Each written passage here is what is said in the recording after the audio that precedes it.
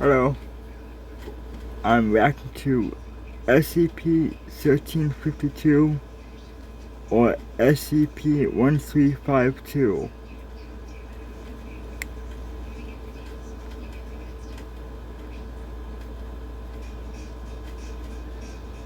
Dust Devil. Or the sin darkness. I'm just ahead now.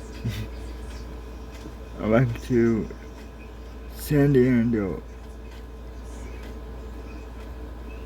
I'm gonna say Dust Devil, SCP-1352 Dust Devil. And again, I have Dr. Bob's channel in the description below. In the description, so you can check it out for yourself.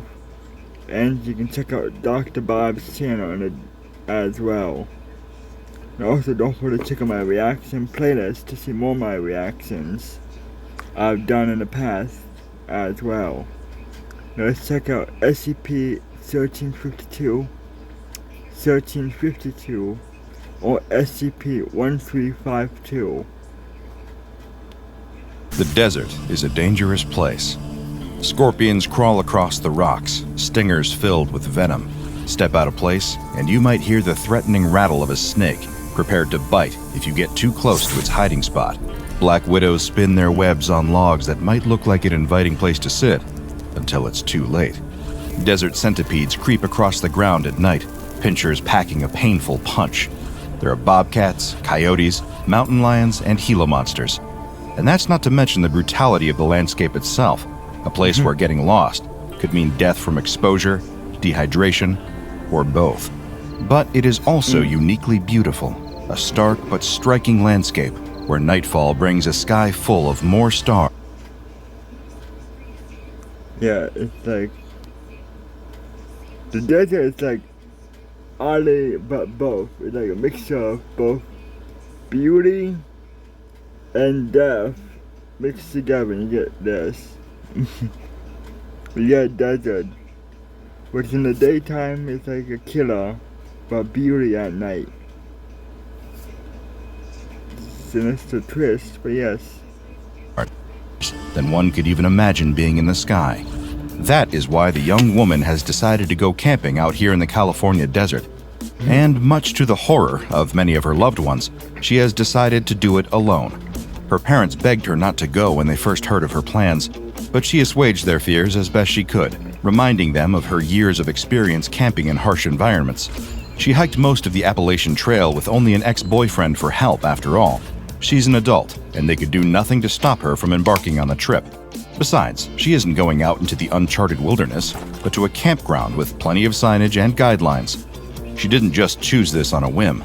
There's going to be a massive meteor shower, and the sight of it from the desert, with no light pollution to dim the stars, will be a truly once-in-a-lifetime experience. So the hiker sets out on the day of her trip, driving her loaded-up truck out to the picturesque desert site, where she'll be... I'll be back. Want to get more water, and I'll be back. Alright, good, I'm back. Spending the next few days soaking up the beauty of nature, hiking the rocky trails nearby, and witnessing the majesty of the meteor shower. After parking her truck and hiking a bit further into the site, she settles on a spot to pitch a tent. It doesn't take long. After this much time camping, she's established a solid routine. Before long, her little home away from home is all set up, and she unpacks the rest of her supplies just in time for the sun to begin setting, flooding the sky with vibrant oranges and reds that slowly fade and soften to pinks and lilacs, then into steadily deepening blues. Eventually, the stars wink into view, and the whole of the cosmos is sprawled out over her head. She shivers as the desert air begins to rapidly cool, the sand failing to retain any heat without the light of the sun. The hiker quickly builds a fire with some scraps of wood and a match. She used to try to light it by rubbing sticks together or using a flint, but realized there was no harm in cutting corners a bit. She hikes for the enjoyment of the wild, not to win any sort of survivorship competition. As the fire crackles away, casting a warm, inviting light over her little slice of heaven, she brews a pot of tea. It's ready to play camping. It's not really a competition, it's fun. All in for fun. Over the flames. Sipping on her tea, and enjoying some beans straight from the can like a cowboy in an old Western film, she watches the sky. There they go, the shooting stars rocketing through the air, trailing silvery tails behind them. First one, then a dozen, then 2 dozen, and so many she couldn't count them if she tried. The flow slows, and the sky quiets again. She lets out a big whoosh of breath that she didn't even realize she was holding. Incredible. And she'll get to do it again tomorrow night. But for now, she's getting tired and has an early morning of hiking planned tomorrow. Time to turn in. But as the hiker crawls into her sleeping bag and zips up her tent, every hair on her body suddenly stands on end. Something's wrong. She holds her breath, listening to the sounds just outside. Something's out there, moving with soft, fluid steps. No prey animal moves like that. She unzips the door of her tent just enough to peer out into the darkness. Her stomach drops as her eye finds the source of the sound and her creeping sense of dread. A mountain lion is circling her tent. Her mind reels as she struggles to remember the survival guides she's read over the years. She faintly recalls something about trying to make a lot of noise and scare the animal away, but what if she's misremembering? What if she tries, it doesn't work, and the mountain lion decides to attack instead? Suddenly, the mountain lion growls, a low rumble emanating from the back of its throat. The hiker quickly zips the tent shut and pulls herself into a fetal position. She'll just hide here and not make any noise. Maybe it'll get bored and leave. But it doesn't. Instead, the tent begins to shake. The hiker can't see what's rocking the tent back and forth. Is it the mountain lion? More than one? No. Wait, whatever it is all around her. She can hear the whistle of wind whipping against the walls of the tent, see that they're shaking like she's caught in a storm. The mountain lion, further away now, yowls. Then, everything's quiet. After a long moment, she unzips the wall of the tent again, peering out. The mountain lion is nowhere to be seen. Whatever freak storm just blew through here must have scared it away. With a sigh of relief, she rolls over and closes her eyes, allowing sleep to wash over her and carry her away. The next morning, it's as if the whole nightmare never happened. No mountain lion, no storm. The only thing that's different about her campsite is a missing bag that she had brought. It didn't have anything vital inside, just a disposable camera and a few rolls of film. It's a bit disappointing that something happened to it, but it's nothing she can't survive. She wakes up to the sunrise, the gentle light of dawn pouring over the rocks and sand and bathing the desert in gold.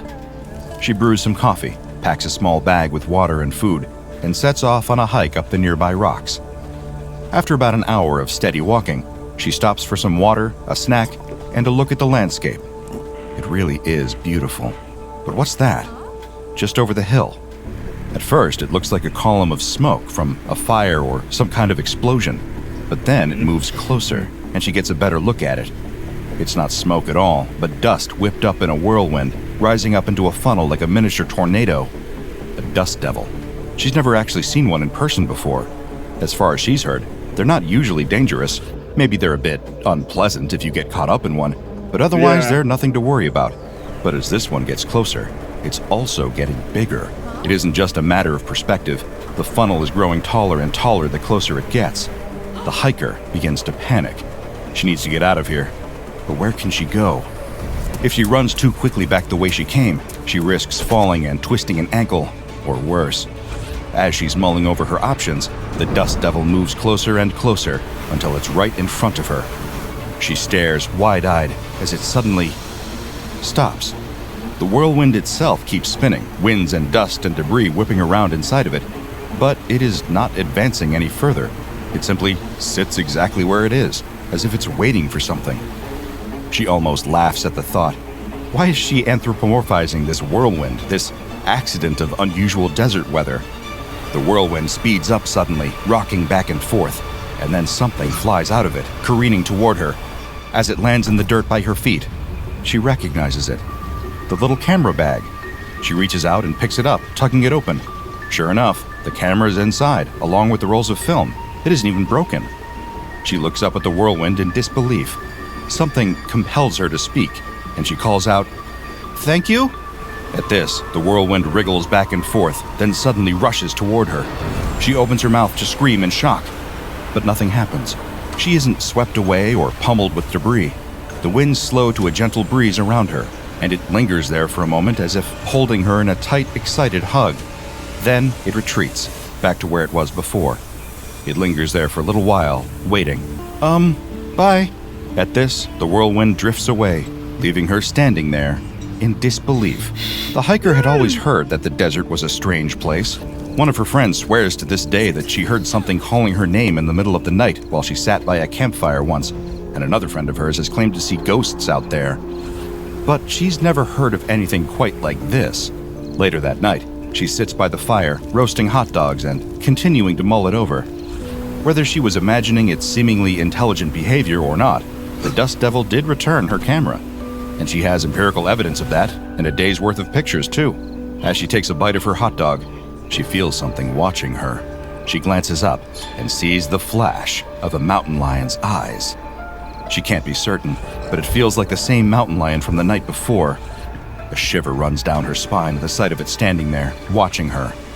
It's a beautiful animal, but something about the way it's looking at her, the way it's sniffing the air, gives her the distinct feeling it has marked her as its prey. She had hoped she wouldn't have to confront the wild animal, but she has no other choice. She stands up, raising her arms above her head, and roars.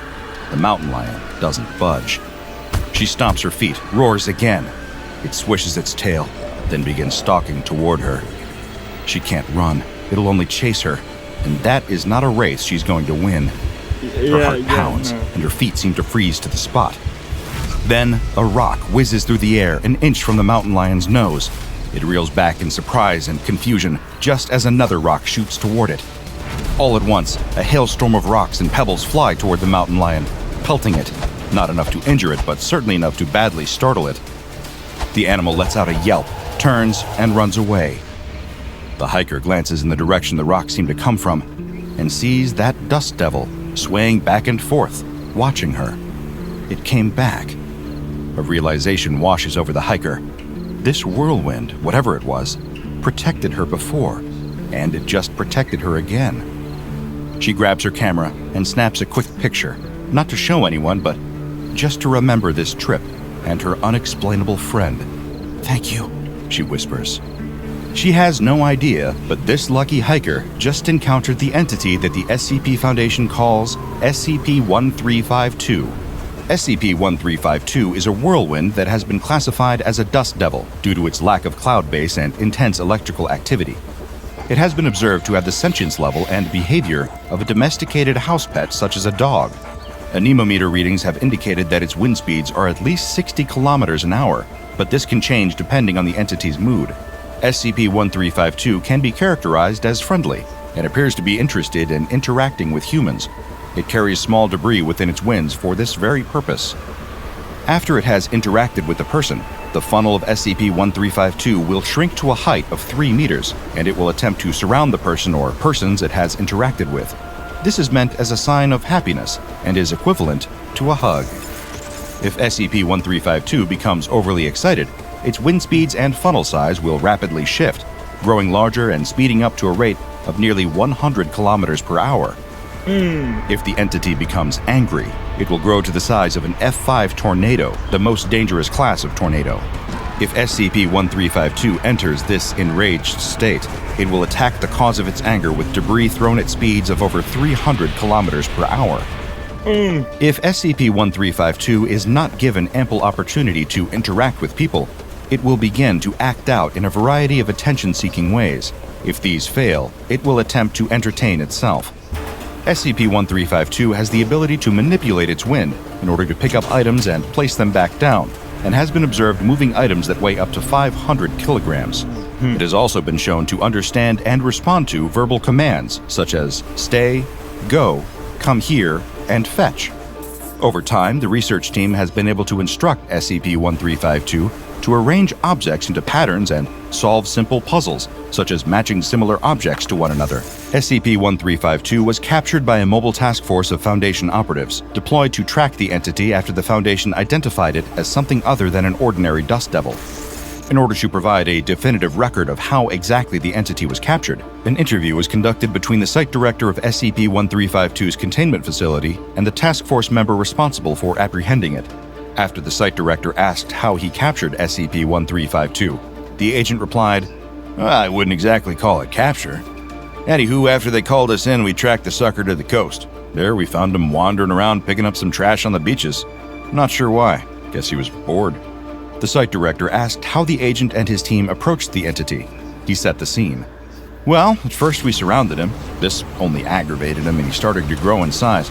The wind was really picking up, so we backed away. We weren't able to call him for backup. It was causing some kind of radio interference. He just stayed at that spot, trying to suck us in. Agent Redacted got sucked up and was thrown several feet away. The agent was badly injured, and his back was broken by the impact. The head of the task force was unable to get to his fallen team member, and as he looked up, he saw that the twister was right above his head. No way out. For a moment, he worried this might be his demise. But then, all at once, the wind died down. The twister shrank until it was only a third of its original size. Then, a piece of wood nearby was lifted off the ground and tossed so that it landed right next to him. For a moment, the agent just sat there, glancing back and forth between the piece of wood and the twister. Why wasn't it attacking? What was it waiting for? It moved side to side in anticipation, like a dog wagging its tail expectantly. When the agent reached for the piece of wood, touching it with his hand, the funnel began to move faster. It was excited. Following his instincts and the cues from the Dust Devil, the man picked up the pieces of wood. This action was met by the funnel stretching taller, brimming with playful energy. It reminded him of his childhood dog, angling for a game of fetch. So he pulled his arm back and threw the piece of wood down the beach. Sure enough, the funnel of wind chased after the wooden piece, fetching it. Good. The agent and the rest of his team rushed toward the injured man and checked his wounds. That's nice thing to see. Hey, what kind of dog do you have? Oh, I have a Dust Devil dog. No, I'm not joking. I legit have a Dust Devil as a dog. They called for a med team to come and provide assistance. Then the agent looked up. The twister was back, and it had retrieved the hunk of wood. Once more, it threw the wood at him and waited, wriggling with anticipation. One of the task force agents spoke. "I think this twister wants to play fetch with you." At first, the agent protested, worried about the entity's capacity for violence. After all, it had just caused what would likely be permanent damage to his teammate's spine. But the other man pressed the matter. "He's not attacking us right now, and besides, I'd rather have him calm now than angry." That was a fair point. So the agent played fetch with SCP-1352 until the recovery team arrived, tossing the hunk of wood down the beach and waiting for the twister to chase after it, pick it up, and bring it back. What else could he do? It wasn't as if they could shoot the thing. How do you fight the wind? Using its new favorite toy, they managed to lure the twister into a holding container. But it didn't want to be left alone in there. The agent explained, "Someone had to stay with him, or else he'd get mopey and make another ruckus. We ended up drawing straws, and Agent Redacted drew the short one. I'd have to admit, that was my favorite. We still visit him now and then, and he even said sorry to Agent Redacted." SCP-1352 is kept in an enclosure in an isolated valley in Nevada, which has been equipped with storm shelters. The entity has been given permission to wander around the enclosure, provided it is supervised by at least one security guard during the process.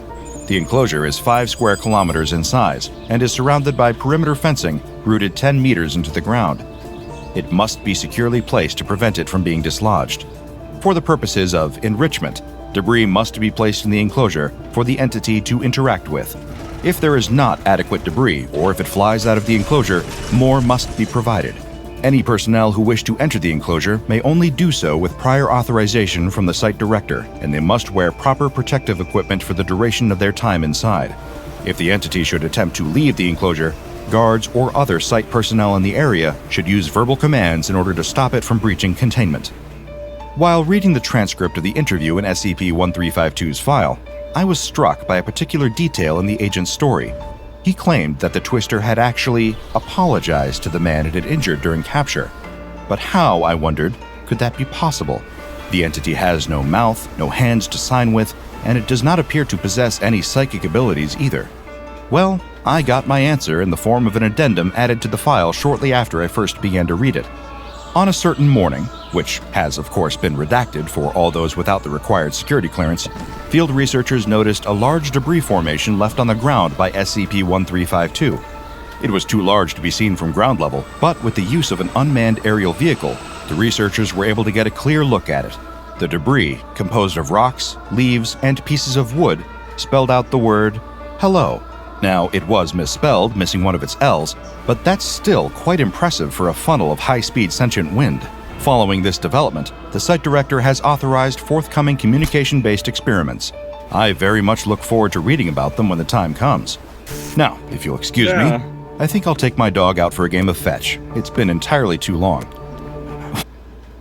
Oh, that dog. Yeah, again.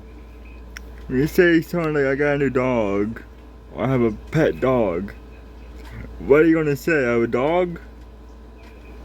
Or my dog's a dust devil dog? What, you didn't think I had interests outside of researching the anomalous forces that hide in the secret pockets of our world? Well, I do. You'll find I contain multitudes, thank you very much. Check out the Dr. Bob Patreon and become a junior researcher today. Now go and watch another entry from the files of Dr. Bob, like SCP-6854, where the cog cows roam.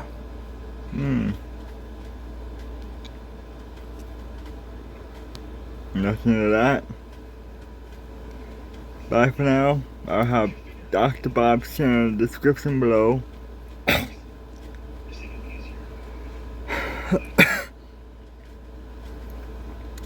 Dr. Bob's channel in the description, I'll have it. And don't forget to subscribe, like, and share. And also don't forget to go and check out my reaction playlist to see more of my reactions I've did over the past years. Well, since 2023, and I did over this year too. So go check out my reaction playlist too to see more of my reactions I've did as well. Bye for now. I'll see you guys next time. Bye.